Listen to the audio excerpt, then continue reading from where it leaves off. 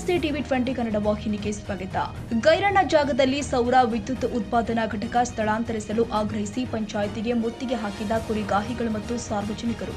ಕಣದಾಳ ಗ್ರಾಮ ಸಂಗೊಳ್ಳಿ ರಾಯಣ್ಣ ಸರ್ಕಲ್ನಿಂದ ಕುರಿಗಾಹಿಗಳಿಂದ ಕುರಿ ಸಮೇತ ಧಿಕ್ಕಾರ ಕೂಗುತ್ತಾ ಪ್ರತಿಭಟನೆ ಮಾಡಲಾಗಿದೆ.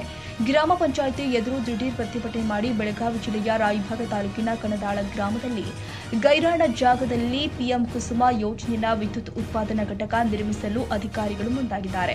ಸೌರ ವಿದ್ಯುತ್ ಉತ್ಪಾದನಾ ಘಟಕ ಸ್ಥಳಾಂತರ ಮಾಡುವಂತೆ ಆಗ್ರಹಿಸಿ ಮುತ್ತಿಗೆ ಹಾಕಿದ್ದಾರೆ ಕುರಿಗಾಹಿಗಳು ಮತ್ತು ಸಾರ್ವಜನಿಕರು.